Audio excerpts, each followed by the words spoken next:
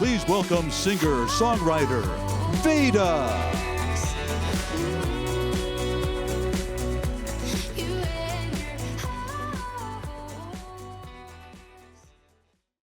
Hi everyone, my name's Veda.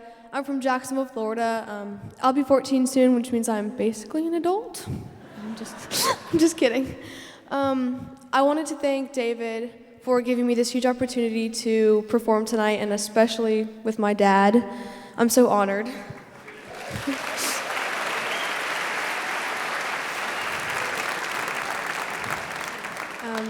I'll be performing an original that I co-wrote with him called Wanna Be Me.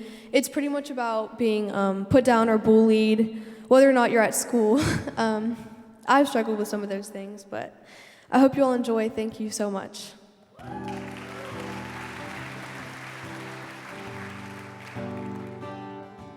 Do I really have to try so hard? Do I have to beg for your attention? Do I have to have it figured out of who I am, what I'm about? Did I ever ask for your opinion? What if I don't want to be the pretty girl? What if I don't care if I'm popular, everyone's favorite? What if I don't want to be the cool kid,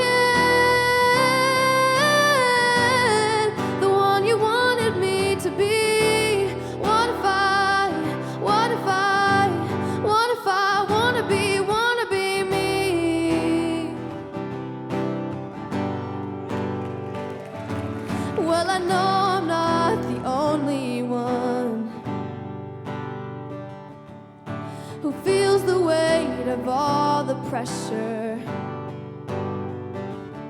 It gets hard to smile, so I pretend. Somehow I hold the ugly in, but I don't want to hide behind the filter.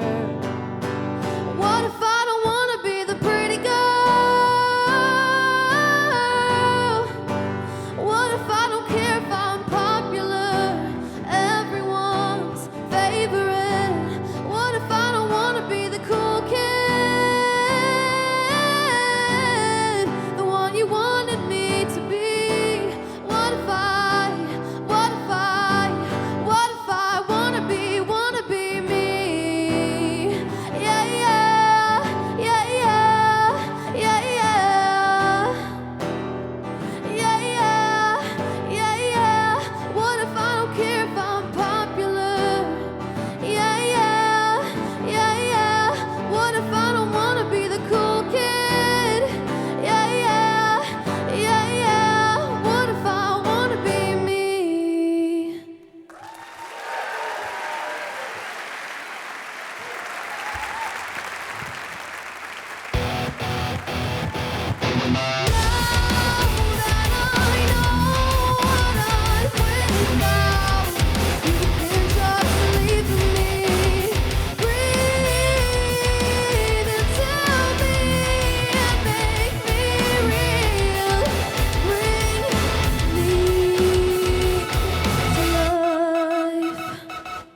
Wake me up! Wake me up inside. I can't wake up! Wake me up inside. Save me! Save me from the dark. Wake me up! Bring my blood to I can't wake up! before I come undone. Save me! Save me from nothing I've become. Bring me to life. I've been living a lie!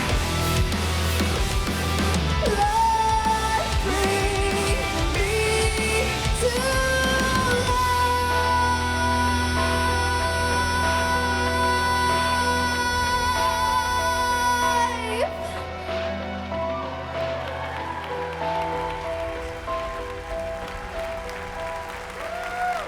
Thank you so much. Thank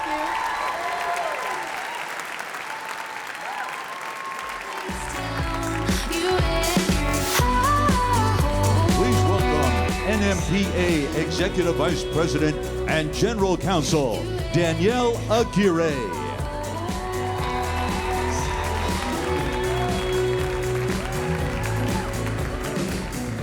Good afternoon, everyone. It's great to sort of see you. I have the honor of announcing the much-anticipated election results for the NMPA Board of Directors. Before we do, though, I just want to recognize someone very special to NMPA. As we celebrated last year, tonight concludes Erwin Robinson's incredible tenure as chairman of the NMPA Board after serving for more than 50 years. So thank you, Erwin, for your service and your leadership.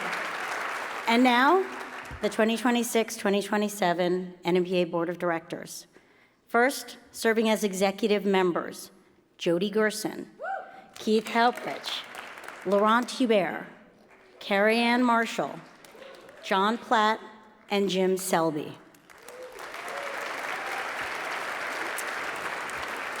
With respect to our songwriter directors, Laura Veltz has been reappointed to a second two-year term alongside Sean Douglas, who is currently serving in his first term.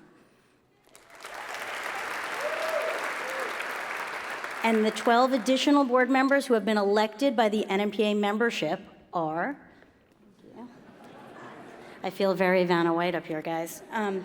All right, our board of directors are Tyler Bacon, Marty Cuevas, Neil Gillis, Ben Katofsky, Golnar Khosrowshahi, Jody Klein, Chip McLean, Larry Mistel, Mike Molinar, Jeff Packman, Ralph Peer II, and John Singer. Please join me in congratulating the NMPA Board of Directors.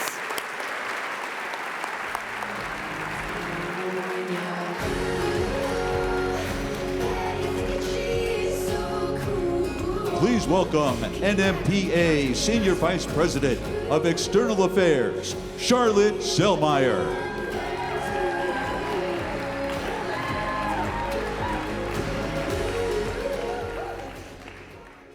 This past January saw devastating wildfires sweep across Los Angeles and beyond. In solidarity with the larger music community, we postponed our annual Grammy Week Songwriter Awards with Billboard due to the crisis.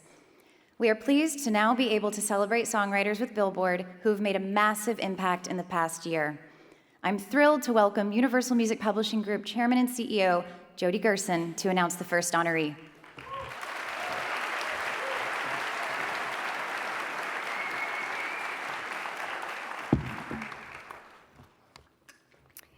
We've all heard the statistics for years. Tens of thousands of songs are uploaded to DSPs every single day. Countless more flood the internet, direct to Instagram, TikTok, Facebook, and dozens of other platforms.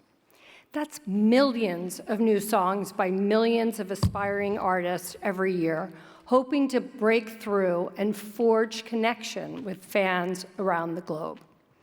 So when Gracie Abrams began uploading her original songs and carefully chosen covers at age 13 years old, the odds of her breaking through were astronomically small, except for one thing. Even at that age, Gracie Abrams was bursting with talent. She could write, sing, and perform in ways that truly set her apart. She quickly began building a loyal online following, and her fan base grew steadily. I first met Gracie while she was still in high school. Her talent was unmistakable, and her ambition was clear. But I wondered, did she have the grit and determination she'd need to navigate the challenges and the indignities this industry inevitably throws at young artists? Gracie not only has that grit, she has so much more, including an incredible work ethic and tireless stamina. On a personal note, as I've gotten to know her better over the years and observed her in situations of all types, I have found her to always live up to her name. She is gracious to her collaborators, thoughtful in every interaction, and so kind to her fans. Gracie is a class act and a role model at a time when the world desperately needs them, especially young women. Gracie is truly reshaping our industry for the better. She is also one of the most authentic women I have ever met. I know just how carefully Gracie has chosen the members of her team, as she will not tolerate anyone in her sphere whose ethics and principles are not aligned with her value system. That includes her extraordinary manager, Alex DePersia. So I am especially honored that UMPG is her publisher and that I get to be Gracie's friend.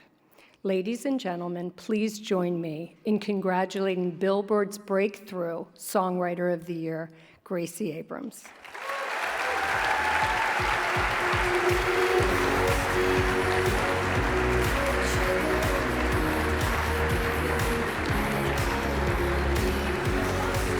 Stand here and take a picture. Stay here? You and me. Yeah.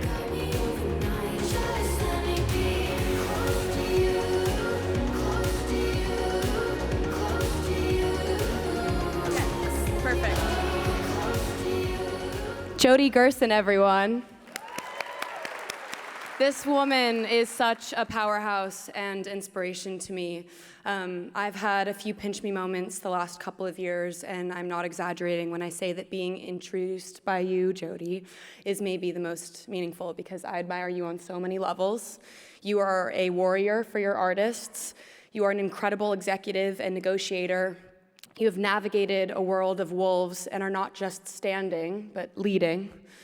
You tell it like it is, even when it's hard, and that's so rare. You're a loyal friend to your closest people, and on top of it, you are a world-class mother and daughter. I'm so lucky to be in your orbit, and I cannot thank you enough for your kind words. I really love you. Thank you. Hi, everyone.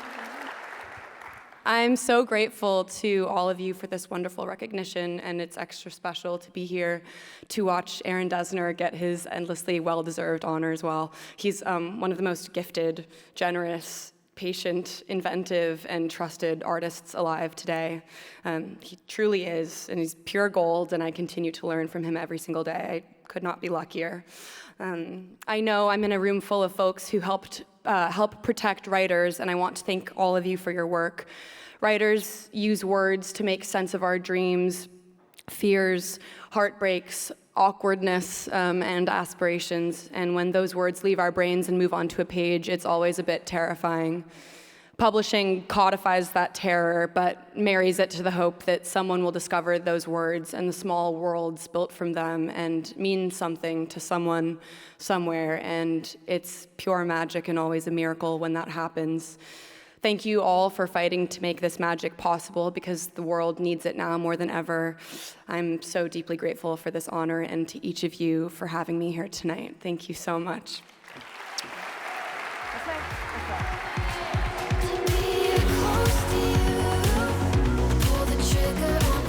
Please welcome Billboard Editorial Director, Hannah Karp.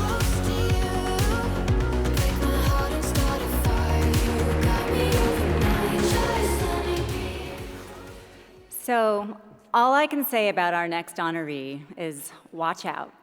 As a songwriter, producer, and performer that Rolling Stone ranked among the best guitarists of all time, this man is a true triple threat to anybody gunning for the top of the Billboard charts. Born and raised in Cincinnati, this creative force of nature has charted 64 songs on the Hot 100 as a producer, 44 of those as a songwriter, while 7 of those 64 have landed in the top 10, including Taylor Swift's Cardigan and Gracie Abrams' That's So True. He's also scored 4 top 10 albums on our Billboard 200 albums chart with one of his bands, The National, while he records as a lead vocalist for Big Red Machine, his band with Bon Iver's Justin Vernon, all the while churning out hits for an endless list of star collaborators from his storied studio in the Hudson Valley. We can't wait to hear what he makes next. Please give it up for the winner of our 2025 Triple Threat Award, Aaron Dessner.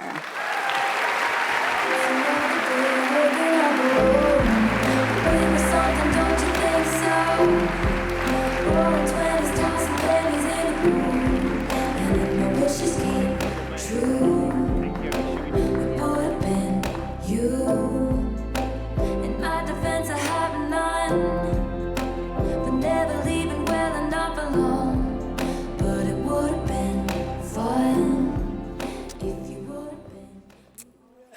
Thank you so much. That was I didn't know that there were so many songs that made charts, but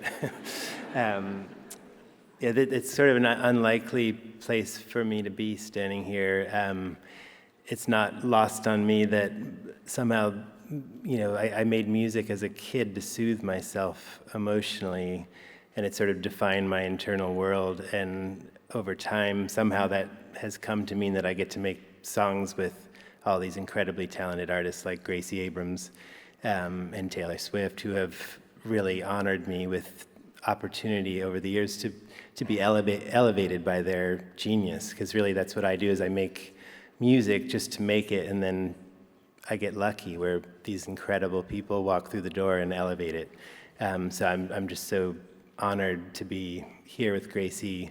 And Taylor is someone who saw something in me because she liked my band, I think, and when I most needed it, she kind of reached out during the pandemic, and we've now made over 70 songs together, and she led to so many opportunities for me, including Jen Knopfel signed me to Sony, and later she and Jody signed me to Universal, and they've helped me grow and meet so many people. I remember it was in 2020 that I met Gracie on Zoom via Jen, and it felt like I'd known her all along, and now 50 songs later and multiple albums, we're standing here, and it's every opportunity is just a gift with her. I want to thank my twin brother Bryce, who is also a musician and a composer, and we learned instruments together in our room in Cincinnati, Ohio, and still push each other. I want to thank my band, The National, which is how I learned to write songs and produce records, and we toured the world together for 25 years. I want to thank my manager, Brandon Reed, and my lawyer, Gillian Barr, who are brilliant and also dear friends to me. And I really want to thank Justin Vernon of Bon Iver, who is my best friend, and he's the person who told me one day, years ago, he's like, the music you make is catnip for singers. It's like they can find meaning in your music, and like really you should play it for someone else sometime and see what happens. And he was right. And Justin to this day keeps pushing me. And all the artists who have trusted me. Sharon Van Etten was the first one who let me produce a record outside of my band, and Ed Sheeran and Michael Stipe and Florence Welch and Noah Kahn, and many people now that I've gotten to work with. I'm just so grateful. Thank you, and thank you, Gracie, most of all, because she's my dear, dear friend and collaborator, and I think we're going to play a song now. So thank you. We were something, don't you think so? Roaring 20s, tossing pennies in the pool.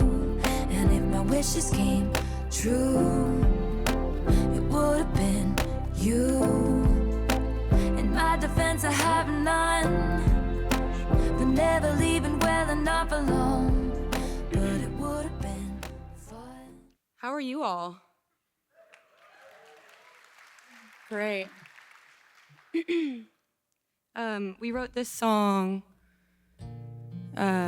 with my best friend Audrey Hobart, who is not here tonight, but is excellent and is, the song would not exist without her as well. So I just want to shout out Audrey. Should we do it? This song is called I Love You, I'm Sorry.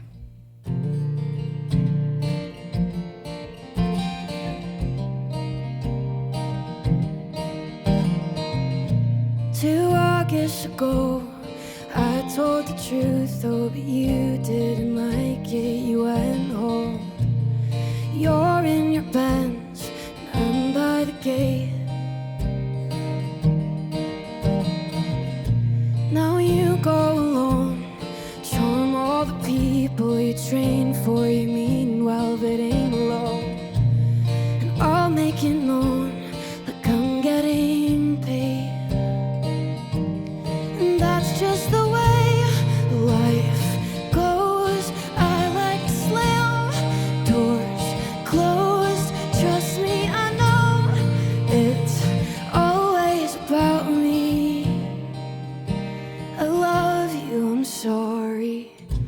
2 summers from now.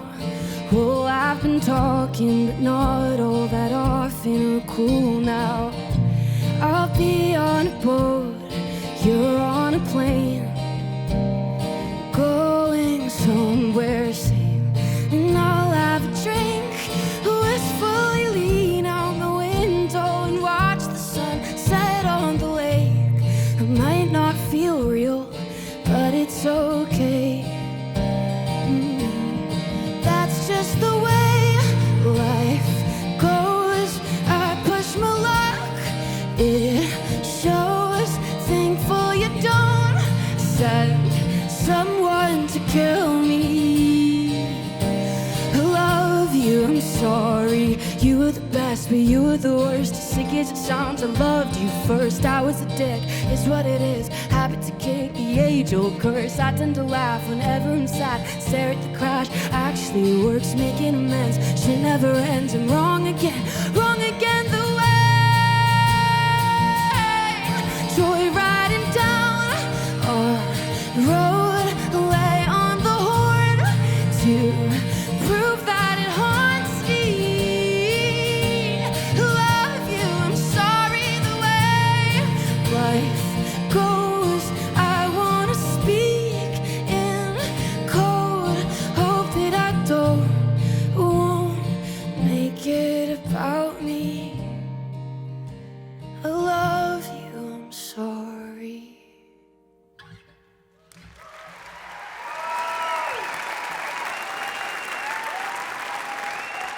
Please welcome NMPA President and CEO David Israelite and Vice President of Apple Music and International Content, Oliver Schuster.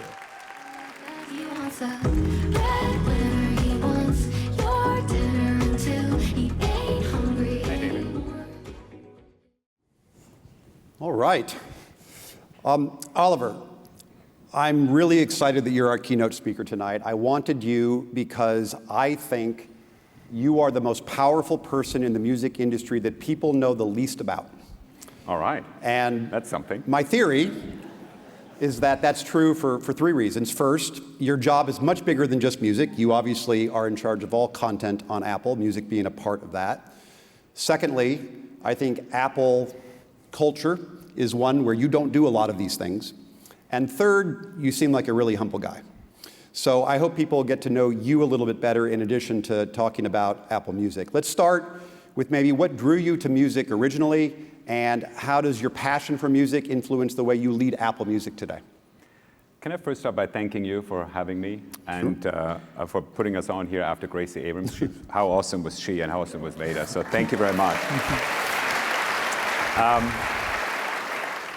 I grew up in Munich, Germany, and when I made my first money as a paperboy, I started buying vinyls. And I remember the first vinyl I bought, which was an album by Falco, Einzelhaft. I don't know whether you remember that. And I got obsessed with music, and not just music, but content in general. And I was lucky enough to know early on that this is what I wanted to do in my life, with my career. And so as a student, all my work experience, my internships were all in the music and media industry. I was on Thursday afternoon, I was working in a record shop. I was interning at a radio station, at a TV channel. I was at BMG at the time for a summer.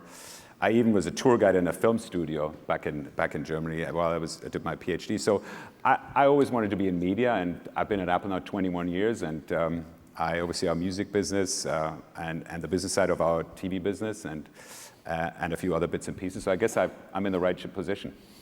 I've got some plot questions about friends and neighbors I'm going to ask you later from that. But you've been in Apple 21 years, but Apple Music in a few days is turning 10 years old. Yeah.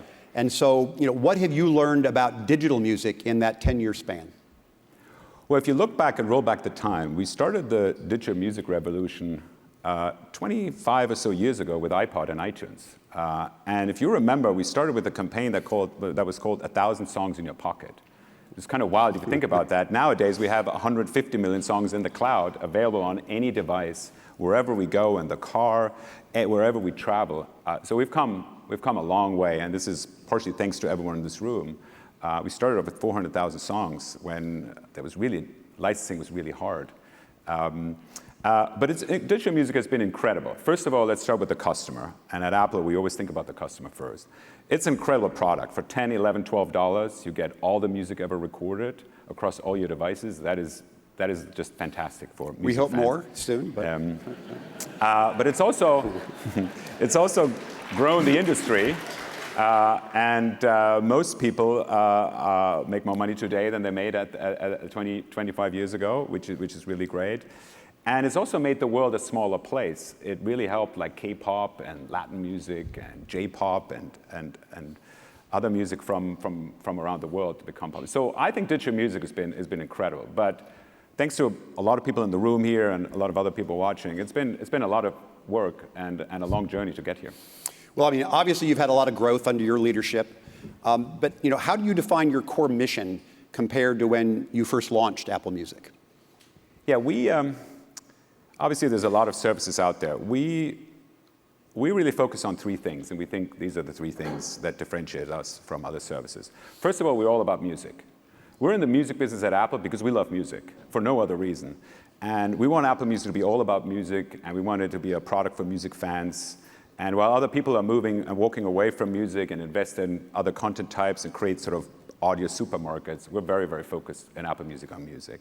Secondly, we make every decision that we make based on artists and songwriters and what's good for them. And so we want Apple Music to be all about them.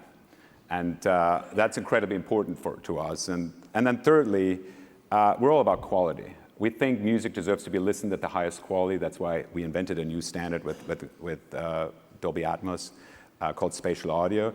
And we also think that the curation of the service, which is made by humans, the design, the look, the features, should be all about quality. And so really, we think if you're a music fan, then Apple Music is the best service for you because it's made by music fans. And that's what really matters the most for us.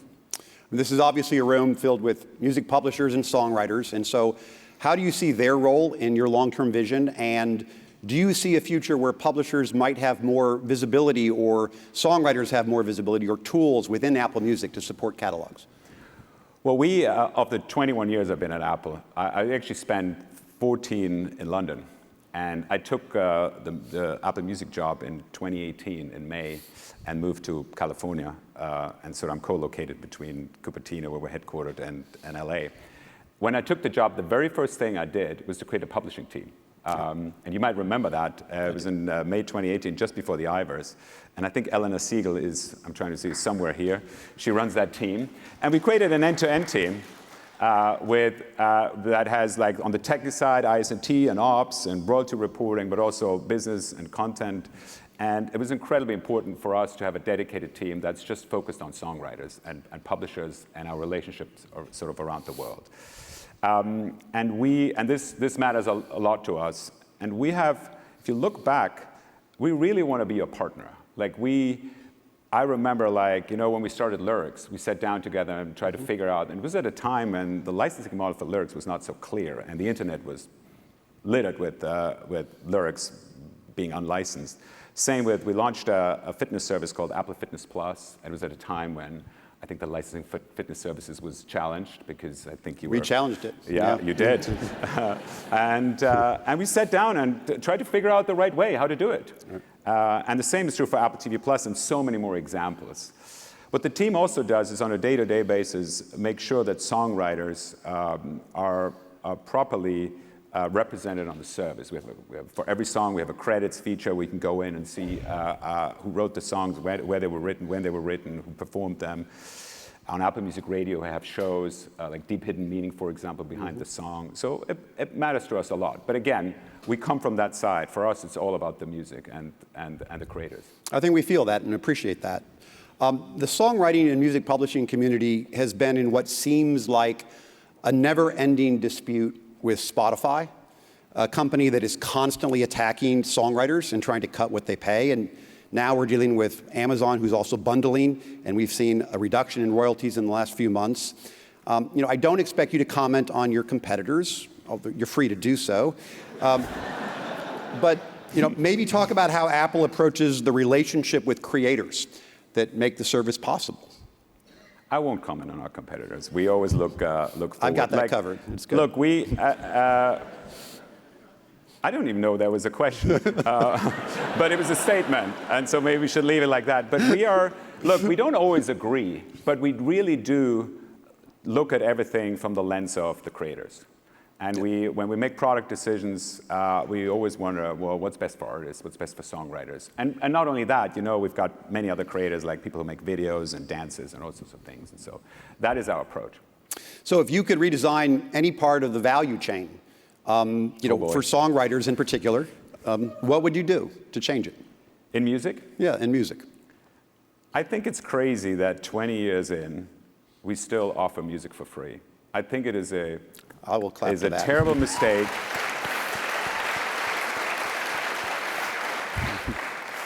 We're the only service that doesn't have a free service. And that's not because the money or anything. As a company, we look at music as art, and we would never want to give away art for free. And so I understand there's maybe a time where maybe other people want to do that, but we're not 20 years in. And there's so many people who consume music for free. Let me give you an example. One of the things we do, we run a video service, you mentioned it, Friends and Neighbors, that's called Apple TV+. It's very successful, it's growing really fast, it's about 5 years old. And in January, we had the hottest and the most successful show in the world on Apple TV+, a show called Severance. You know what you had to do to watch Severance? You had to sign up to Apple TV+ and pay $10. Yeah. It wasn't available anywhere for free. And I don't understand why Gracie's album would be available for free or Casey's. It just makes no sense to me. So we don't understand that. But anyway, we don't have a free service and we will not have one. We have no plans to have one. That is a fantastic answer. And of course, songwriters and publishers don't have a choice in that. Unlike record labels who can decide whether to license these services or not, publishers, songwriters are forced to do so whether they agree with a free model or not, agree with a bundled package or not. What do you think will define the next major shift in music consumption, and how are you preparing for it? Well, I think a key part of that will be AI. And we just had our Worldwide Developer Conference, actually this Monday, 3 days ago. Yeah. And we announced a number of features for Apple Music that have AI and Apple Intelligence in it. And we think AI has, and we look at the positive sides first. We think AI has tremendous opportunity to help people discover music, to personalize the service, to make certain features easier, more fun. And as a product company like Apple, we focus on that.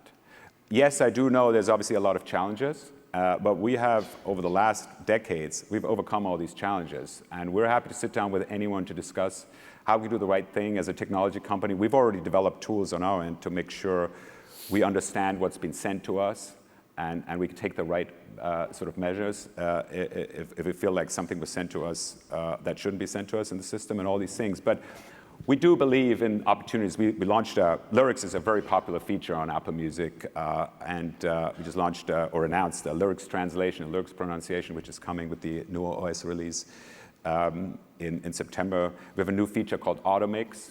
And by the way, the Lyrics translation is not 100% done by AI, but AI helps to speed it up a lot, and we still have humans that will make sure that the lyrics are translated properly. We have a feature called Automix that we announced, which sort of stitches in a playlist of songs together, like in a mix. And again, sort of machine learning and AI helps a ton with that. So we're really, really excited. But that's not the only challenge we have. I think there's a lot of artists that are unhappy with streaming. They don't make enough money. They find it hard to be discovered. So we have a ton of problems in the next decade. And we're here to help solve them. That's great.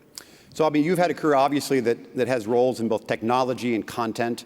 Can you think of a good example that describes your approach to how those two things intersect? You seem like someone who really cares about content, but yet you do work at a tech company. We do. And for those of you who've seen some of Steve's keynotes, he's very, very often repeated that Apple sits at that intersection of technology and liberal arts. And we live the same in Apple Music every day. When we launched Apple Music 10 years ago, June 30th, 2015, it's crazy, we were worried, deeply worried, that streaming would make music a commodity. that people would press a button, it would play music, and algorithms would sort of take over, and people would use that emotional connection to music. And especially the creative people on our team were deeply worried. So that was the foundation of why we launched Apple Music Radio. And Apple Music Radio, while it started as a linear stream of a radio station, is really much more than that. It's really the place where artists can come and meet our people, our creative people, and create content, whether it's a radio show or an interview, or it could be, I don't know, something for social media. It could be a performance with or without an audience. It could be artists coming together. And we have these studios around the world where that happens, including here in New York and LA. And so for us, Apple Music Radio is really at that intersection where, yes, we're a technology company, we make products, but we're also a content and a music company, where we have an open house for artists. And as I said before, I think if you're a music fan, we want people to acknowledge that Apple Music was made by music fans for music fans, because you get all that additional sort of information and content about artists and the music they make. Yeah. So how do you personally discover new music other than listening to openers at the NMPA annual meeting? By the way, I promised her some playlist time from Apple, Yeah. so Veda, we'll see some playlists. But how do you find your new music? I go to a lot of shows. I went to all 3 Coachella weekends, including Stagecoach, all 3 days each, afternoon to evening. I go to other festivals like Outside Lands. I've just last week been to 3 shows. But I watch a lot of content in general. I love watching TV and seeing what we do and what our competitors do. I'm lucky because when I'm in the office, I get to go to the studio, and when Zane Lowe interviews someone, he introduces me and they play me some new music. And I get to travel a lot. We learn a truly global business, and so everywhere I go, I want to meet local artists. And that's the greatest joy of our business. It's really fun. Yeah. I know that a lot of people focus on subscriber numbers, on streaming numbers, but I'm curious as to how you judge success for the music service. Yeah, we at Apple, the #1 criteria for us is the product. That's when we wake up in the morning, we don't look at our numbers. We look at how does our product work? What do customers say about our product? What feedback are we getting? Whether it's directly in emails, on Reddit, or just through user data. And we're obsessed with trying to optimize and making our product the best. I would say the second thing that keeps us up at night is what do artists and creators and songwriters think about our platform? And how do they feel like we represent their work, the way it looks, the way it feels, and everything. And so those are our 2 core metrics. Yes, we do have a P&L, and we look at, I don't know, subscriber numbers and churn, and like everyone else. But that is true for everyone at Apple. We think a good product will market itself. If you have a bad product, then you have no chance in actually marketing the product. So I'm going to get you out of here on this. I know you're an optimistic guy, and I'm curious as to what makes you optimistic about the future of the music business. Well, just the 2 performances, listen to Veda, I'm like, oh my God, I'm so optimistic about the future. I do believe for a music fan, it's never been better. You have all the music recorded in the world available to you. You have more and more features coming that will make it easier to manage discovery, and as I said, maybe manage your library, so there's technology coming. The live industry has been booming. And it's great to see artists live. So I'm incredibly optimistic about the future. Well, I want to tell you that you and your team are always great to deal with. The industry appreciated very much that you were the one company that didn't appeal the previous CRB victory.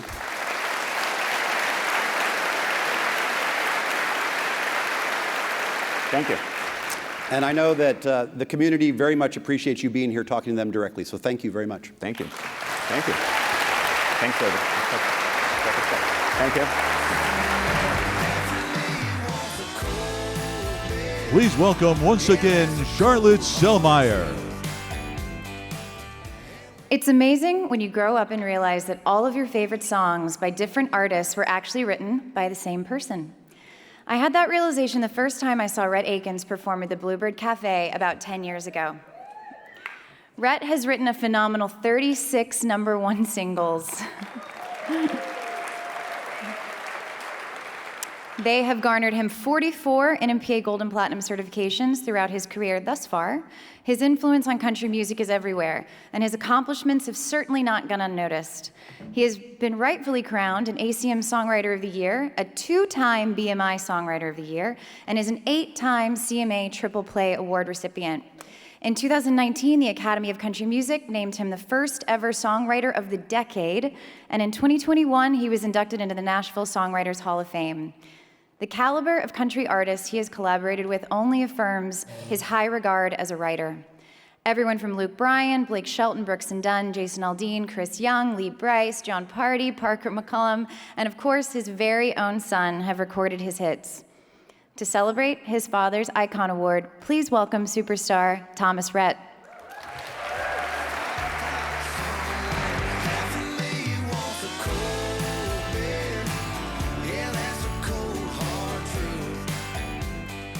How we doing, y'all? New York City, man, this is, I had a whole speech planned and then she gave all the stats, so I'm just gonna ditch that. And I never in a million years dreamed I'd be nervous playing a song in front of my dad, until right now. And there's so many things I wanna say, but I don't think I have all the time in the world to say that. But Dad, you're my hero, legit.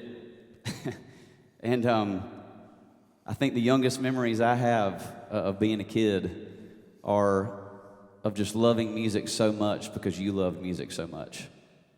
Remember driving to school and every single day it'd be something different. I wanted to listen to Backstreet Boys and you said, "No, we're listening to Allman Brothers this morning."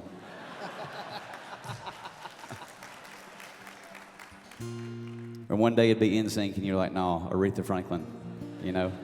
And so I just want to say thank you from the bottom of my heart. I see a lot of people sitting behind you too that we've written a lot of songs together. And I was thinking about this. I know she said 36 number ones. That's having hits in 4 different decades.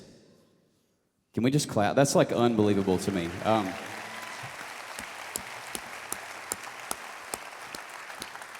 And I promise I'm going to sing a couple songs, but the last thing I wanted to say is just the fact that, like, not only are you a great songwriter, you are a great man. And even as your son, it's weird to get compliments about you, like from other songwriters and from other artists, but the more I get around even the generation younger than me, I love hearing their stories of getting to write a song with you, because they're like, "I can't believe he didn't cancel," first of all.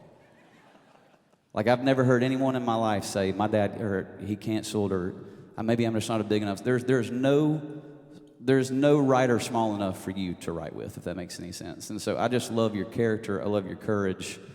I love that at 55 years old, you're still able to be inspired, and you love music just as much today as you always have. And so I love you very much. And the song that I wanted to start with is a song that you wrote for Blake Shelton. And I remember I was driving in my truck one day and I heard this song come on the radio, and it was the first time I think it'd been played. And the moment I heard the first verse of the song, I was like, there is no way my dad did not write this. And if they did, they were just pretending to be him. And I love that you basically took a page out of your journal and wrote a song and poured your heart out onto it. And Blake Shelton resonated with it so much, decided to put it out to the world. And so I've rambled way too much. This song is called "I Lived It," and it goes a little something like this. 3, 4.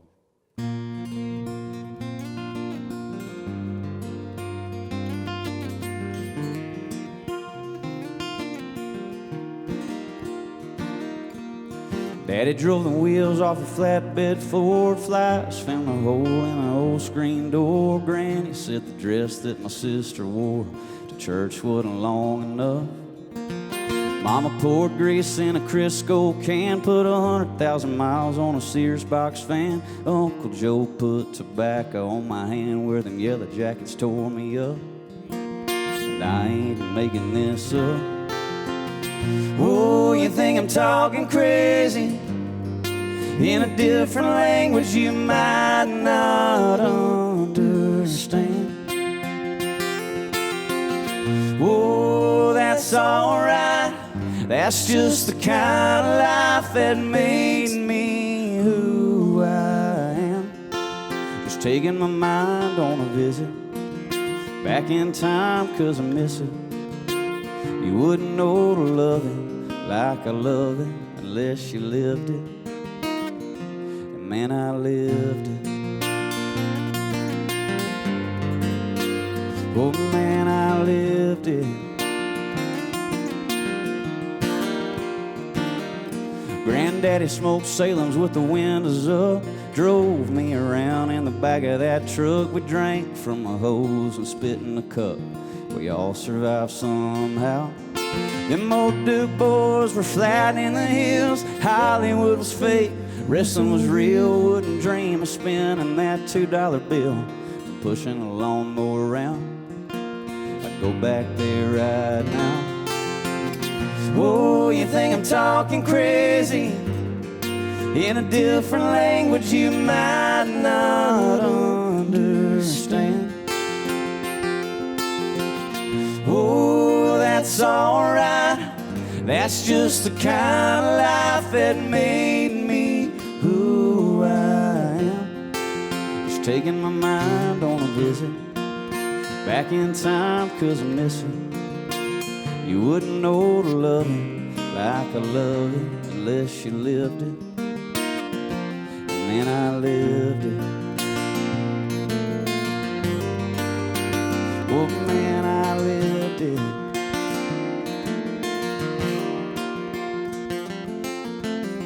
Oh, you think I'm talking crazy? In a different language you might not understand.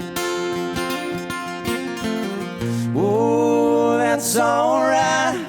That's just the kind of life that made me who I am. Just taking my mind on a visit back in time 'cause I miss it. You wouldn't know to love it like I love it unless you lived it. And man, I lived it.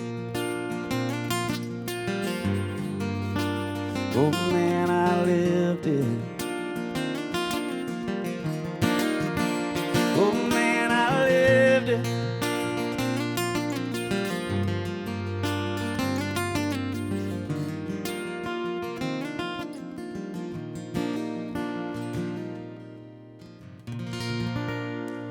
Thank you so much.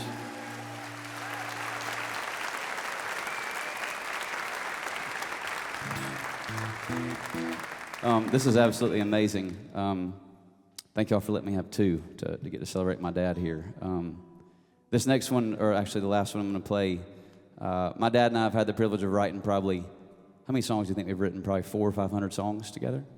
We've had 8 #1 songs together, which is absolutely wild. And y'all, I'm so daggum giddy right now, I can't even explain it. I'm going to play you a song that me and my dad actually wrote in a hotel room in Dallas. And the story behind that, the song's called What's Your Country Song, but my favorite part about it is that we got to put one of my dad's titles from the 90s in the second verse, which is amazing. And anyway, it goes a little something like this. 3, 4.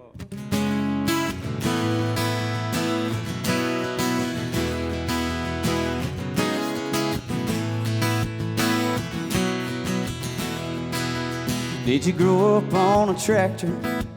Did your daddy let you drive? Are you whiskey bent, hellbound, even though your mama tried? Did you cruise down a back road with your Dixieland light? Are you on the Chattahoochee on a barefoot blue jean night? Everybody got a small town anthem. Everybody got a story to tell. Everybody got a hallelujah. Everybody been through a little hell. When you're rolling down a 2-lane highway and you turn your radio on, tell me which one hits you, baby. Yeah, what's your country song? Yeah, what's your country song? Do your exes live in Texas? Are you so lonesome you could cry? Are you heartbroken cause you know that ain't your truck in her drive? Are your friends all in low places underneath the neon moon? Were you already country back when country wasn't cool? Everybody got a small town anthem. Everybody got a story to tell.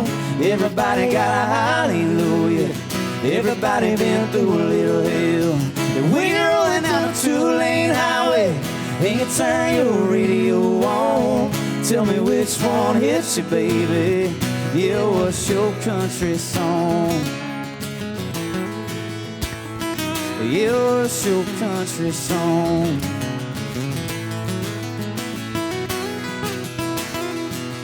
Who's your strawberry wine? What's your family tradition? What makes you turn it up, make you raise your cup every time you listen? Yeah. Everybody got a small town anthem. Everybody got a story to tell. Everybody got a hallelujah. Everybody been through a little hell. And when you're rolling down a two-lane highway and you turn your radio on, tell me which one hits you, baby. Yeah, what's your country song? Yeah, what's your country song?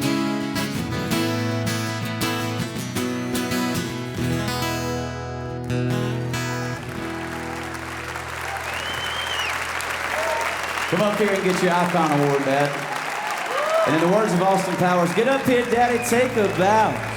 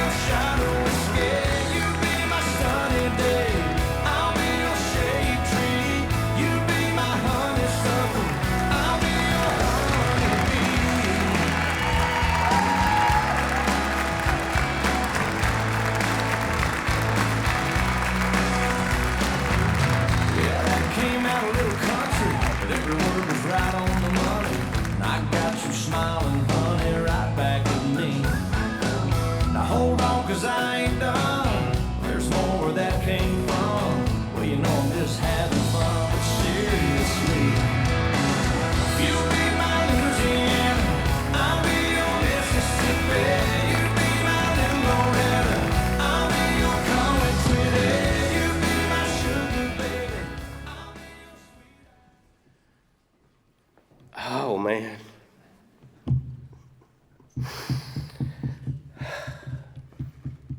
I promise I have not cried in 20 years, I don't think. And, oh, man. I don't know how something like I just saw can happen.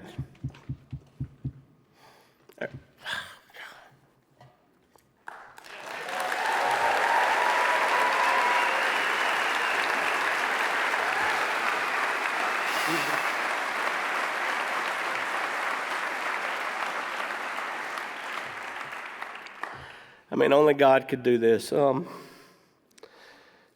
I lost my dang phone. My whole speech is on my phone, and I don't know. It's somewhere. Somebody's sitting on it over there. But Lord, have mercy. Thank you, God.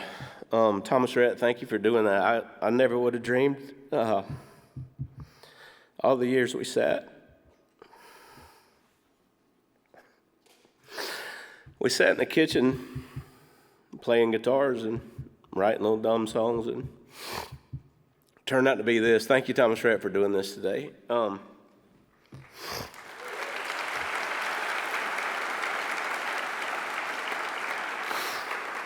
Man, New York City, Liddy, has really been good to me. I grew up on a dirt road where they had to pull us out with a tractor about half the year to get to school. I don't know why New York City has been so good to me coming from that, but I can tell you this. First time I played in this town, I got to play with Reba McEntire at Radio City Music Hall.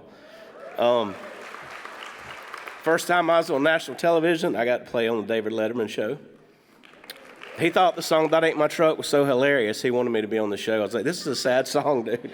And, the first time I ever played at Madison Square Garden, I got to open for my own son.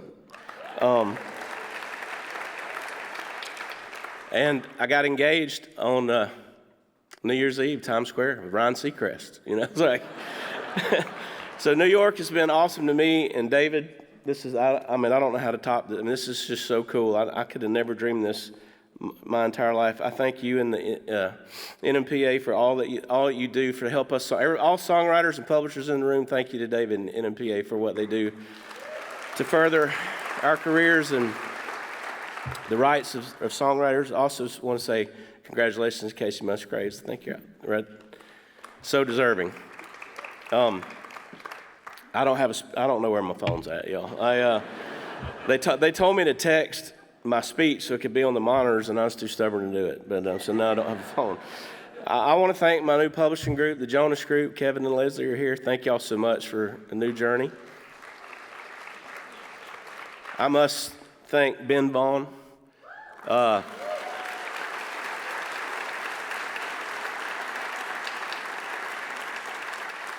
We lost Ben Vaughn a few months ago, but he was my publisher from 2005 until 2024, and I wouldn't be standing up here without Ben. I love you, Ben. I want to thank, there's a few people here that came here. Lisa Bolt, where are you at? Lisa's technically my system, and it goes way more than that. She's my whole life. We can't do anything without her. I want to thank my kids. They're here. Thomas Rhett, Casey, where are you at? My little boy, Brody. He's here. I need my speech bad. I want to thank my wife, Sonia, for putting up with a songwriter. I literally quit the music business 3 nights a week. And for some reason, I get up every morning and do it again because I just love music. I love country songs. I love rock songs. I love rap songs. I love blues songs. I love everything out there that there is in music. As Thomas Rhett said, how we used to go to school, I'd make him listen to Merle Haggard one day, and I'd make him listen to Bob Dylan, one day, because I just wanted him to have the essentials, and I want to thank most of all tonight my mama and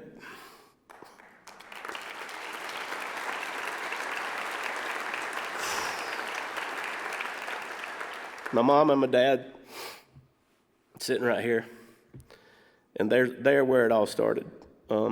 Not with piano lessons or guitar lessons, but with this huge piece of wood that looked like the Ark of a Covenant that I thought was a piece of furniture until I opened it up and it was this gigantic record player. And man, we wore this thing out. And this record player, I can remember the first album I pulled out of this record player was Sgt. Pepper. And I didn't even care what the music sounded like. I just cared what the album cover was so cool. It was like, we'll get to the music later. It was everything from the Beatles to Burl Ives to Perry Como to Aretha Franklin in this record player. It was Hank Williams. It was Otis Redding. It was the Allman Brothers. It was Cat Stevens. It was Carole King. It was like, those are the songs that I grew up like eating for breakfast. You know what I mean? That was how I started my day. That's how I started my life, and that's what led me to wanting to be a singer and a songwriter. So, thank you, Mom and Daddy, for all that you did, and they never questioned too much what me and my brothers listened to. They pretty much let us go out and do our own thing. Except I had 1,000 Kiss posters on my wall. Ace Frehley was on the ceiling right above my head every night, and they did not like that too much. And my granddaddy said we were going to hell. And and there was one Ozzy Osbourne album that I bought at the record store, and I got in the car, and my mama cried so hard that I took it back. I took it back into the store and got her money back. But other than Kiss and Ozzy, everything was pretty good. And I don't know why they didn't think Hank Williams Jr., Whiskey Bit, and Hellbound was any better, but they let us listen to that. But they took us to every concert in the world, from Run DMC to Van Halen to U2. I mean, Conway Twitty, New Edition. I mean, we saw it literally. If the concert came nearby, we went to it. Eric Clapton, Rick Springfield. I mean, it didn't matter who it was. We went. And I know I'm running over time. I don't have my speech, but I'll give you one more story about how my parents let us love music. I came here in 1998 when I graduated high school. My mom and daddy brought me and my 2 brothers up here, and of course the agenda was Empire State Building, Central Park, with a Statue of Liberty, me and my brother's list of things to do were to go see this movie at 1 a.m. called The Decline of Western Civilization. That was about the history of heavy metal music. We wanted to go to CBGB's because that's where the Ramones and Blondie started, and that's what Duff McKagan from Guns N' Roses wore every night on Headbangers Ball, and so we went there and got the T-shirt. Where else did we do? I went to Sam Ash Music Store and I bought a Jackson guitar because Phil Collins from Def Leppard played this guitar. I actually wrote with him last summer. How cool is that? But the main thing on the list was we had to go to Hollis, Queens. We had to find Run DMC. Like we were, we were on a mission. We were going to find Run DMC and LL Cool J. Farmers Boulevard. Where's John Platt at? He knows. That's how we bonded. We went to a New York Mets game. My mom said, we're not going to Queens. We're not going to Queens to find Run DMC, but we went to a Mets game and we saw Darryl Strawberry hit one out. And when we got on the subway, I didn't know that the Mets played in Queens. And I was like, Mom, we're in Queens. Like, we're going to Run's house. And we took the subway to Hollis, Queens, and man, we walked around that town for 2 hours asking everybody, where is Run's house? Do y'all know where Run is? And finally, this little old lady asked us if we were lost. And I said, no, ma'am, we're looking for Run's house. And she said, I don't know who Run is, but y'all need to run. And we got back on the subway, and that was it. But anyway, all this to say that I'm a country music writer, but I love everything. I love all genres of music. Congratulations to everybody here tonight for what you do for music. And if anybody's got Run's address, let us know. I love y'all. Thank you. Thomas Rhett, love you. See y'all.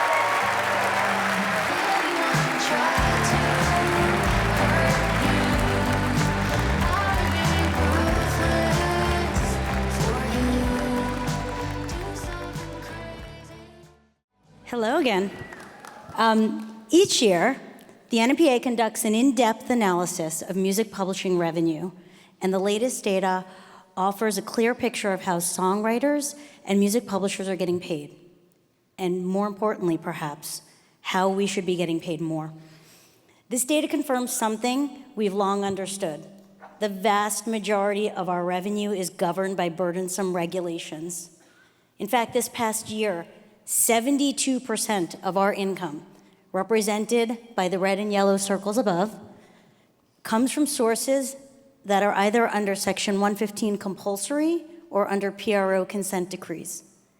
Mechanical rights, covering interactive streaming and physical formats, are subject to compulsory licenses, while performance rights, including general licensing, are mostly regulated by consent decrees. Sync rights are really the only major revenue source that live in a true free market. Well, we use this revenue breakdown to determine where the NMPA should focus its legal and policy efforts, whether it's pushing for greater free market opportunities, fighting for increased royalty rates, or advocating for reforms to outdated regulations. It's important to look at one especially telling figure. Just 2% of publishing revenue now comes from record labels. 20 years ago, that number was almost 65%. That dramatic shift reflects the transformation of how songwriters are paid for an era that was dominated by label payments to one where music platforms are the key revenue source. No wonder we're fighting less with the record labels these days. With that context, how do we continue to grow our industry and our revenue, despite the challenges, the obstacles, and let's be honest, the bad actors that we continue to face? The answer is we must concentrate on the core areas where songwriters are getting paid. And in those areas, we must fight to protect the value of music, to increase royalty rates, and to eliminate gaps in licensing. And so let's turn to where we are focusing our attention. The NMPA is prioritizing 3 key areas of music publishing revenue: interactive streaming through the DSPs, social media platforms, and general licensing. These are battlegrounds where we'll be working to drive real growth for songwriters and publishers. First, digital interactive streaming. on platforms such as Spotify, Apple Music, Pandora, Amazon, Google. They represent 45% of songwriter revenue. They're the largest and the fastest growing revenue stream that we have. But that growth comes with a fight. The Copyright Royalty Board's Phonorecords 5 proceeding is fast approaching. The process will determine mechanical royalty rates for 2028 through 2032, a 5-year period. And we must make sure that digital companies cannot continue to use compulsory licenses to push down our royalty rates. One of the biggest challenges continues to come from Spotify's mischaracterization of its music service into bundles, which forced the conversion of over 44 million subscribers into bundled platforms that those subscribers did not request. This negatively impacted mechanical royalty payments by attempting to exploit a loophole in the Section 115 regulations. So let's take a look at the projected revenue loss from Spotify's decision to convert itself to a premium music service, from a premium music service to a bundle. By Spotify's own numbers, we have lost over $230 million in the first year, and these losses will continue if we can't reverse or correct Spotify's actions. In fact, if we don't stop them, we are projected to lose over $3.1 billion through the next CRB period. And even more alarming, last year, we warned that if left unchecked, other services would try the same tactics as Spotify. And that has now happened. Amazon recently followed suit and has forcibly converted their music subscribers into a similar bundled plan. In just the last 3 months, we've seen a 40% decrease in music revenue from Amazon, which has hit the PROs particularly hard. Spotify and Amazon have used bundling tactics to reduce how much they pay songwriters. And while their manipulation of the system has resulted in a reduction of mechanical royalty payments, and we continue to fight against bundling, I want to emphasize something important. Even with that pressure, mechanical revenue still grew last year. But imagine how much stronger that growth could have been if those tactics had not been deployed. Mechanical royalties have grown, but not as fast as they should have, and not commensurate with the rest of the industry. Do not mistake our growth for appropriate growth or fair growth or healthy growth. You can be growing, but not representing true value. Because this is such a large revenue category and it continues to grow, the CRB rate proceeding is critical to the success of our industry. This is an important moment for the future of mechanical rights and fair compensation. And we are preparing for the battle ahead. And we need your support to ensure that the Phono 5 outcome reflects the fair value of your songs. Another important focus for us is social media and how it is failing songwriters. Today, social media platforms like TikTok, Instagram, or X, formerly Twitter, account for only 2% of songwriter revenue. That is unacceptable, especially given how essential music is to this platform's user experiences and their growth. For example, last year, TikTok pulled in almost $18.5 billion in revenue. Over 8.6 billion videos were uploaded, and it is estimated that 85% of those videos contained music. NMPA is committed to working with its publisher members to protect their copyrights and ensure social media platforms are not using music without paying creators fairly. And now I'll turn to our third focus, which is general licensing. These are establishments that publicly perform your songs, such as bars, restaurants, hotels, casinos, stores, and other venues. This revenue represents 5% of our total revenue for last year, and it is significantly undervalued. There is a substantial opportunity for growth here. One concern is the lack of licensing from many of these venues. For the first time, we have insight into just how much money is being lost to unlicensed, mid-sized venues. This year, NMPA participated in a major study of music licensing venues that have 50 or fewer locations, but are large enough to require performance licenses. These commercially relevant establishments make up a huge portion of daily commerce and represent more than 4 million business locations. 97% play background music, but almost 80% misuse consumer streaming services to provide that music. This means that the vast majority of those venues are not properly paying songwriters or music publishers. And separate from the problem of many businesses not paying or improperly using their personal music accounts, a growing problem is the use of B2B vendors, middlemen that provide an all-in-one license to downstream clients. They market themselves as simple solutions for establishments that want to use music. But here's the problem. Many of these vendors are not obtaining all of the necessary rights for the services that they are offering. Some provide features like offline listening, interactive music experiences, and on-demand streaming without securing appropriate mechanical licenses for publishers and songwriters. And this is costing our industry millions in unpaid royalties. And so we are taking an important step to addressing this issue. NMPA has identified a number of these vendors who are using your songs. And this week, we sent a cease and desist letter to 6 major companies who we believe are engaging in copyright infringement. It's about setting a precedent.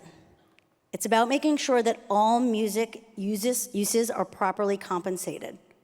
We as an industry have come a long way, but there's still a lot of work to do. And to talk about our greatest challenges today, I'm going to turn it over to our fearless leader, David Israelite.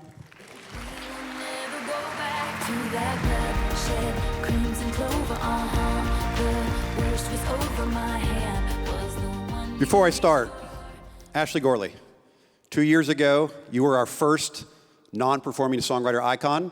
Tomorrow night, you're going to be inducted into the Songwriter Hall of Fame. Congratulations.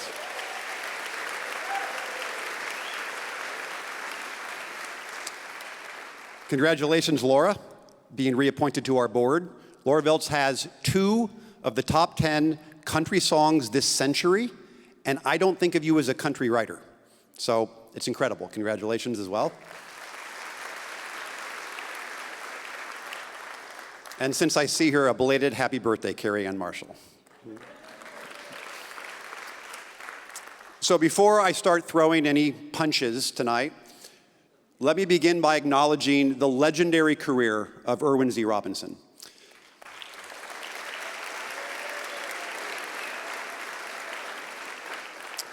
Erwin, I have the pleasure of announcing tonight that for the first time in our 108-year history, we are creating the position of Chairman Emeritus and bestowing that title on you.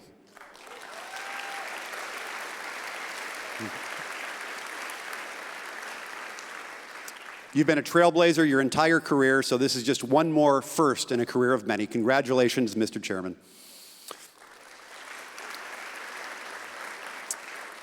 I have the honor of this being my 20th State of the Industry address. I remember vividly my first NMPA annual meeting in 2005. It consisted of 4 speeches to a hotel ballroom with about 25 people. I look around at the 1,200 people gathered at Lincoln Center. I look down at Casey Musgraves, Gracie Abrams, Thomas Rhett. We've come a long way.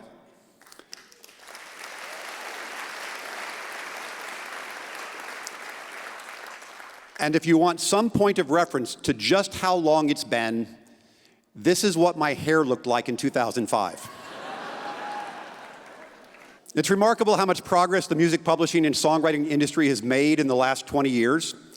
The credit goes to the publishers in this room that have dedicated their careers to protecting and increasing the value of songs. One proof of that progress, in 24, the music publishing and songwriting industry produced just north of $7 billion of revenue in the United States. That represents 13.41% growth from last year, and it celebrates the 10th year of double-digit growth. To put that in perspective, consider this. Just 10 years ago, the recorded music industry was 220% larger than the music publishing industry. Today, it's just 60% larger. This incredible growth story is in spite of the fact that 72% of our revenue is under oppressive government price controls, which have denied songwriters and music publishers the true value of their intellectual property. Contributing to this growth has been the success of our Legal and Business Affairs program, much due to Danielle, which has returned to the industry over $1.3 billion, and a multiple of that from the continuing revenue that has flowed from the markets that have been developed by the enforcement of your rights. In fact, just last year, 27% of the total revenue paid to songwriters and music publishers came from sources that originally claimed they did not have to license or pay for songs. We fought, we won, and now nearly $2 billion of our revenue last year came from these sources.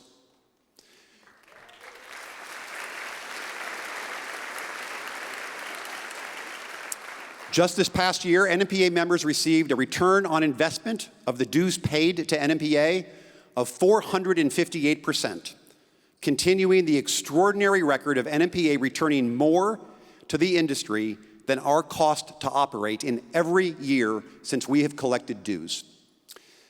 In addition to our direct financial successes, the last 20 years have produced revolutionary changes in the law.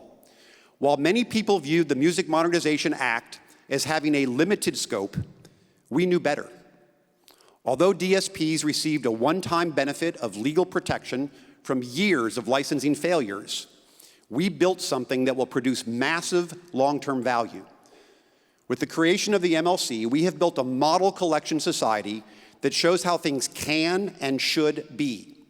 Complete transparency, audit rights for its members, the creation of a public database that breaks the cycle of treating copyright information as something that should be proprietary or confidential, instead of how it should be treated as a shared tool to pay songwriters and publishers properly. And perhaps most important, no overhead or commission or profit taken from the royalty pool. 100% of royalties are distributed with 100% of the cost paid for by those who benefit most from collective licensing, the licensees. The value of that groundbreaking approach is reflected by this astonishing fact. By the end of the next CRB period, in 2032, songwriters and music publishers will have saved $2 billion from the zero commission mandate in the MMA, and those savings will only increase. But perhaps what I am most proud of, looking back over the last 20 years, is how music publishers have created a new paradigm in their relationship with the songwriters they represent. From 1958 through 2007, songwriters received no recognition for their contributions to gold and platinum records. For 50 years, the most prestigious and recognized celebration of musical success left out songwriters.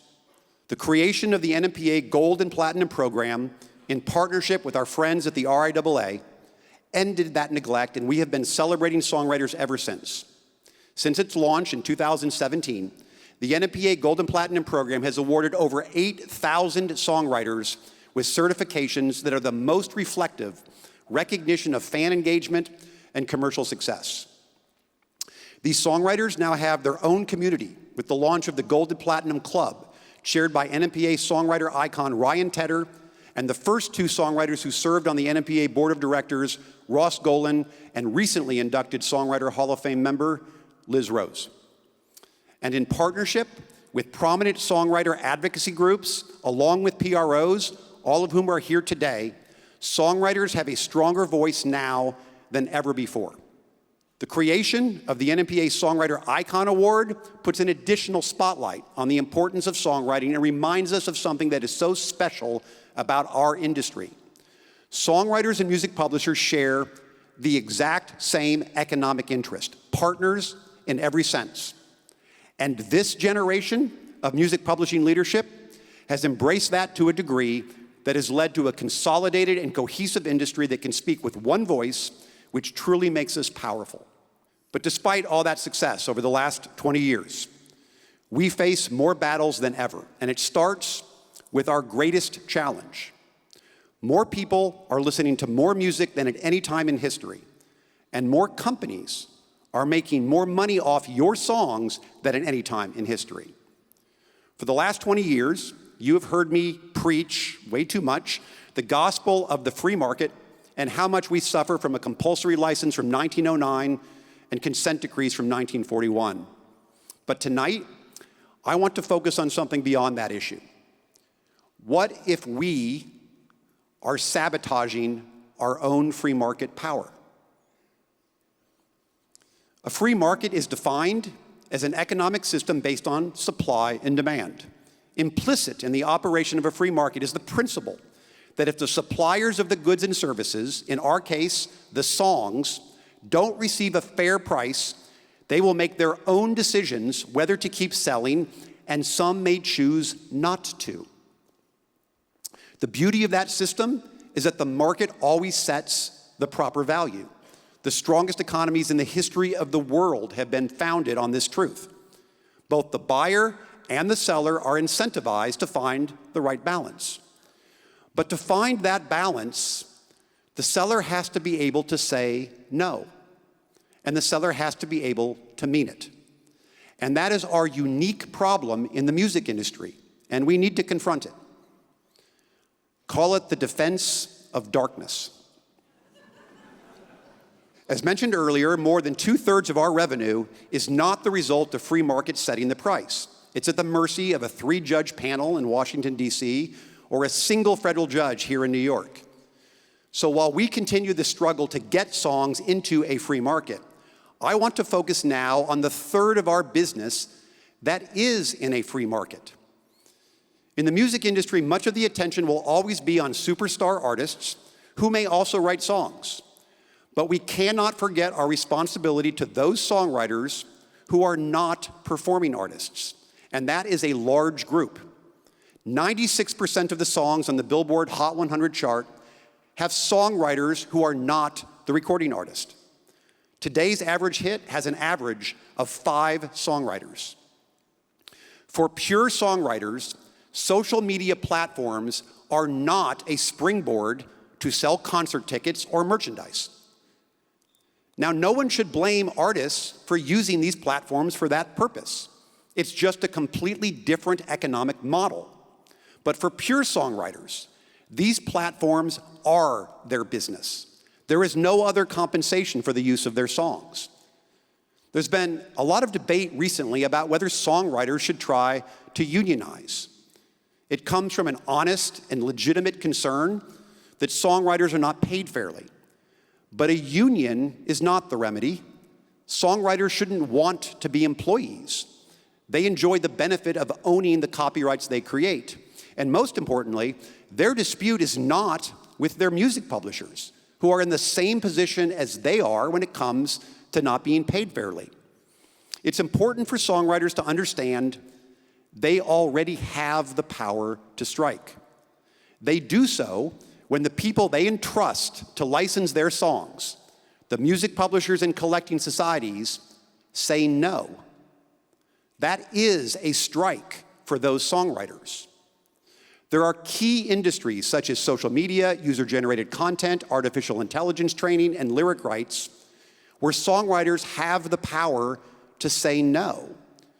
But too often, when a music publisher or a PRO stands up to licensees who don't want to pay fair rates, we run into a unique problem that plagues the songwriting industry. Songwriters don't stick together. This is a tough conversation because it requires us to change the way we do things, and it requires resolve for the greater good of the industry. Those who are fighting for fair songwriter rates are sometimes attacked by some of the very songwriters they're trying to help. And that's because some of those songwriters are also recording artists who view these platforms through a different lens. And this dynamic can cause us to crumble from within. Compare the music industry with the film and TV industry. When film and TV screenwriters went on strike, the impact to famous actors was similar to the impact on famous artists when songwriters go on strike. But instead of those actors objecting because it would delay the release of a movie or make a television show go dark, The actors stood behind the screenwriters. And the strength of saying no led to a fairer price for the intellectual property created by those film and TV writers.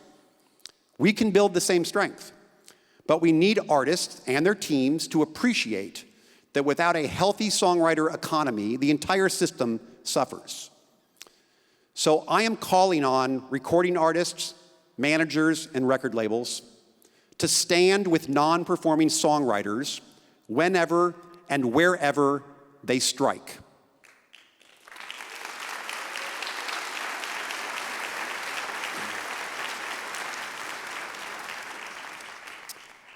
And with half of the industry's income based in public performance, PROs have a crucial role in ensuring that songwriters are paid fairly. So, when GMR stands up to the bullies of big radio, we should all stand behind them. When CSAC fights for better rates from Google, one of the largest companies in the history of the planet, we should all stand behind them. And while ASCAP and BMI don't have the power to say no under their consent decrees, when they go to rate court to fight for better rates from broadcast radio or satellite radio or live music venues, we should all stand behind them. As we continue the fight to get more of your rights in a free market, don't forget the rights that are already there.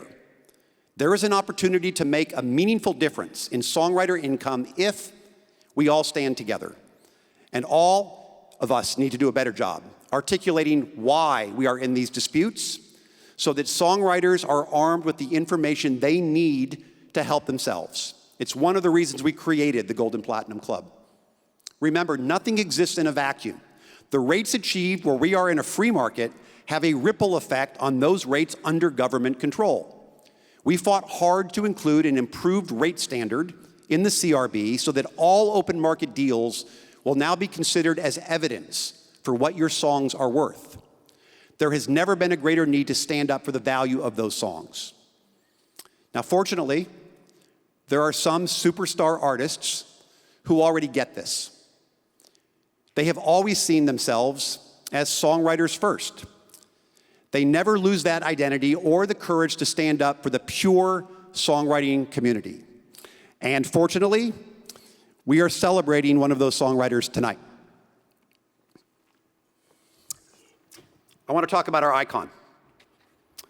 She has taken the initiative to advocate for her fellow songwriters, particularly those who don't also perform, even going so far as to repost NMPA graphics on her own social media about how little Spotify pays. While in the prime of her career, she has already achieved an astounding 8 Grammy Awards, including Album of the Year, 5 top 10 albums on the Billboard 200, 7 Country Music Association awards, and 4 Academy of Country Music Awards. She has a strong point of view, and it comes across in her singular songwriting style. Her catalog spans genres, and she has collaborated with everyone from Zach Bryan to Phineas to the Flaming Lips. She continues to challenge the industry to do better, and as she reaches deep into her well of songwriting brilliance, she never forgets who she is. To perform a tribute to our 2025 NMPA songwriter icon, Casey Musgraves, please welcome Leon Bridges.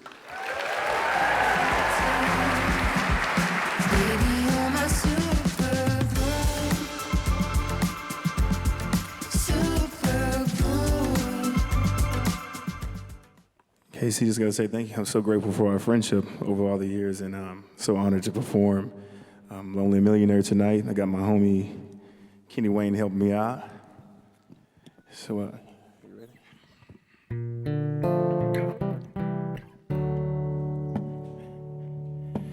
You step off a plane into a black car. You pay him to wait. You can wear a gold watch on your wrist, but it won't give you back the moments you miss. When I get paid, I wanna spend on you. Baby, that's what it's for. I burn it all to keep you warm. Who wanna be a lonely millionaire coming home? Ain't no one there that you can talk to. in a king-size bed. Be careful what you wish for, I see it all the time. The money and the diamonds and the things that shine can't buy you true happiness. La la la la, la la la la, la la, la la la la, la la la la, la la. Be careful what you wish for, I see it all the time. The money and the diamonds and the things that shine can't buy you true happiness.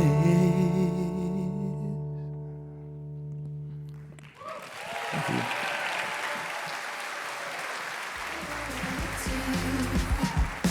Baby, you're my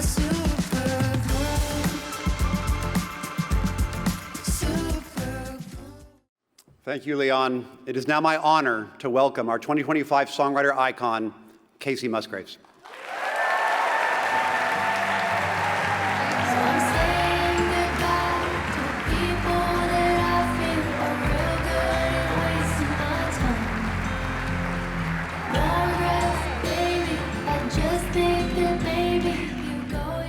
Taking these off.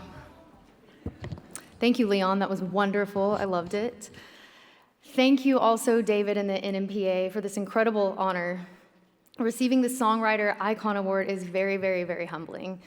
Standing here today, I'm filled with gratitude, not just for this recognition, but for the journey that brought me here.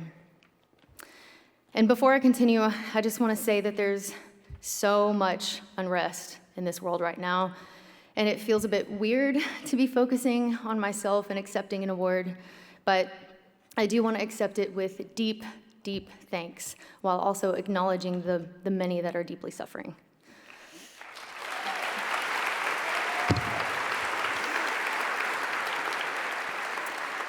Music has been woven into the fabric of my life for as long as I can remember. I started singing around age 7.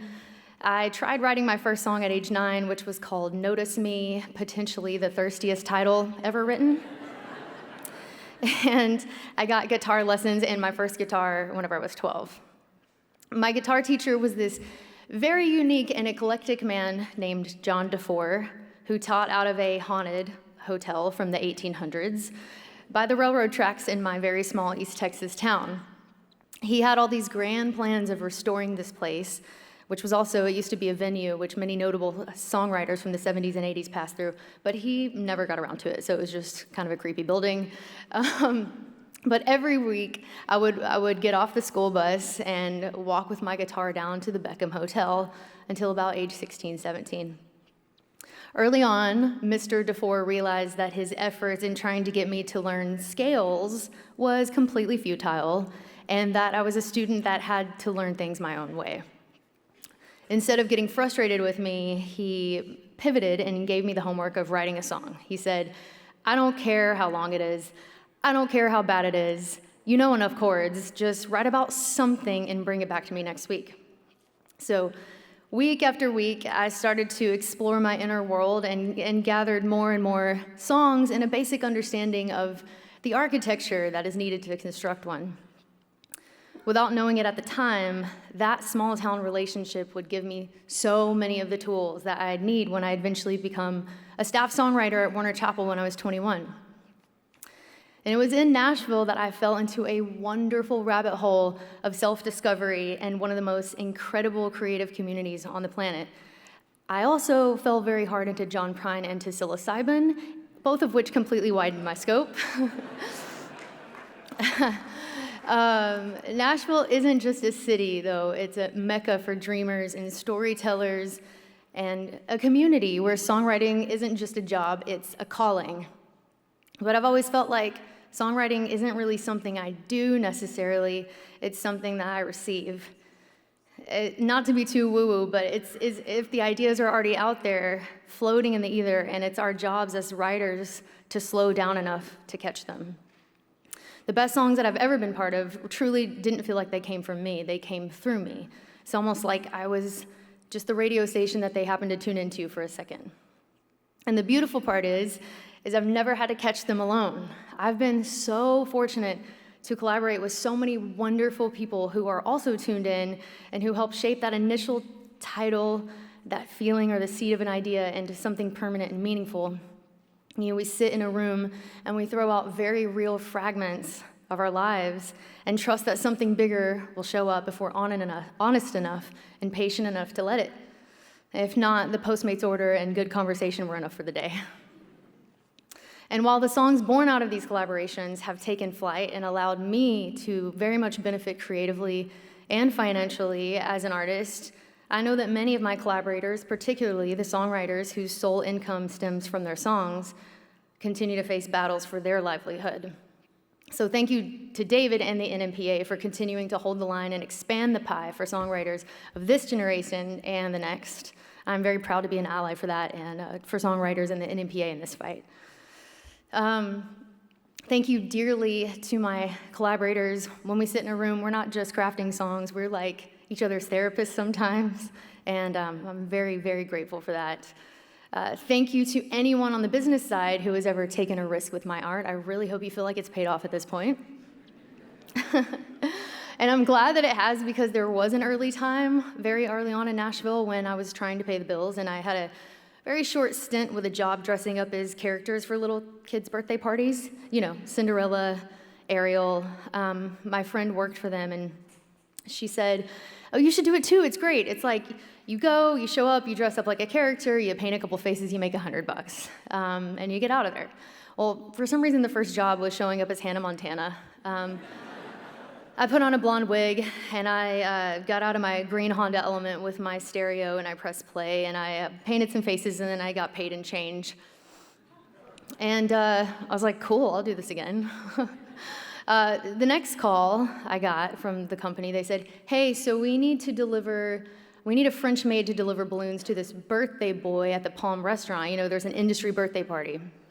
And I'm really, I was like, wait a second, that's not Cinderella, that's not Snow White. But I'm really thankful that I had just even a shred of intuition, because I found out later that it was Blake Shelton's birthday. Rhett, you were probably there. That would have been extremely awkward.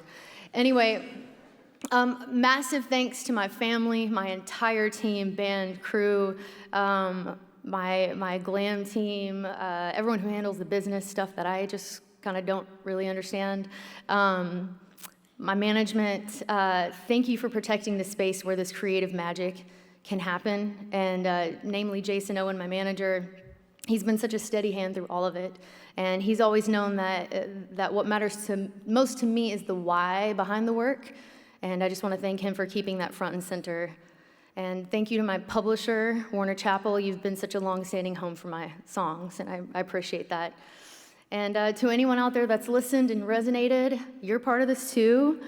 If I'm the conduit, you're the current, and you receive my ideas and you reflect those out into the world with your own meaning, and that process will never be lost on me. It's truly magic. And I just want to end by saying that, if there is one thing that has been a common thread through every divisive and tumultuous time throughout civilization, it's songs. It's songs of hope, survival, love, songs of faith, songs of grief, resistance, songs of cultural identity passed down through every generation.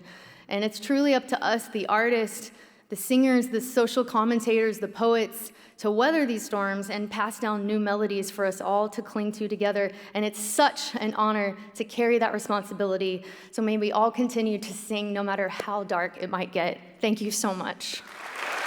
Thank you.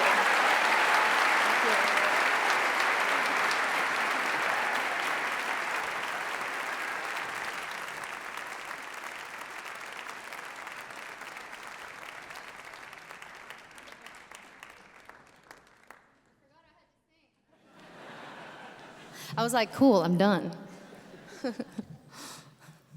Thank you. Ooh.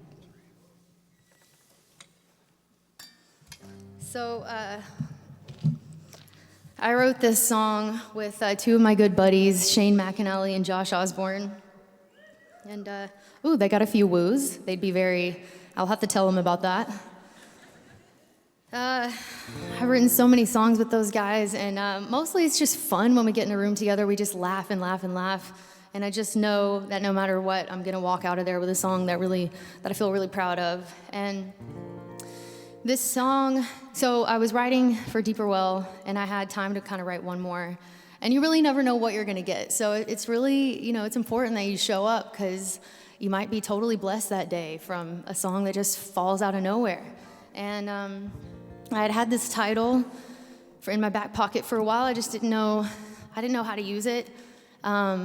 I remember I had 4 titles. I had The Gardener, I had The Giver, The Taker, and The Architect. And I wasn't sure if those were all gonna be in one song or if they were all, should be individual. But we got together, and this day in particular was a couple weeks after the Covenant shooting in Nashville. And Nashville just felt really fucking crazy for a while. It felt really, I felt guilty going and doing the smallest things, going to the grocery store, or getting to sit on a sunny day and write songs, something that makes me happy. Only just a few short miles where something absolutely unthinkable happened. And we just kind of sat and started talking, and this very existential conversation arose, and that's where this song came from. It's a big question mark. It's how much control do we really have? We don't really know. And these things that happen, it makes you really question, like, if there is a higher power or something guiding, then why the hell do these things happen? What is there to learn from this suffering? And humanity in these modern times is just such a unbelievable mix of beauty and also pain. And I guess we just tried to ask some of those questions about that in this song. This one's called The Architect.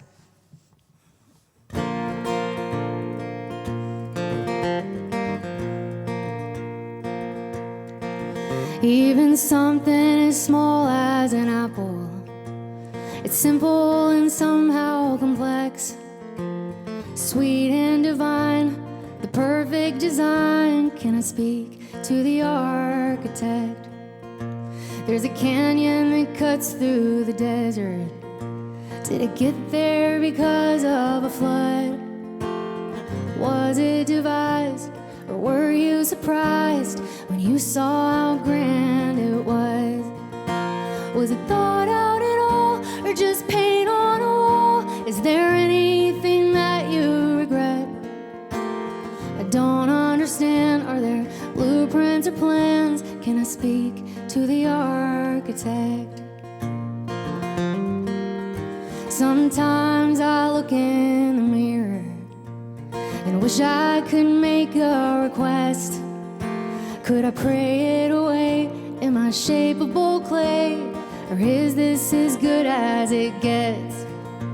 One day you're on top of a mountain, so high that you'll never come down.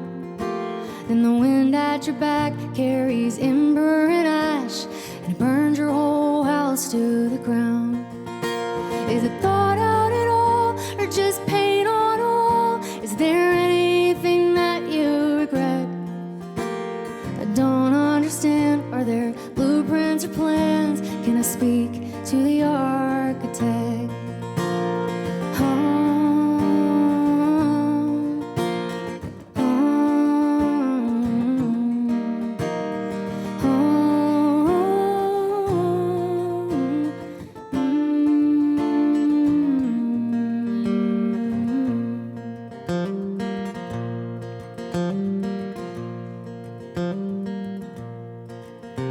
I thought that I was too broken, maybe too hard to love. I was in a weird place and I saw the right face, and the stars and the planets lined up. Does it happen by chance? Is it all happenstance? Do we have any say in this mess? Is it too late to make some more space? Can I speak to the architect? This life that we make, is it random or fate? Can I speak to the architect? Is there an architect? Thank you. Thank y'all so much. Thank you. There's so many talented people in here. Love y'all. Thank you.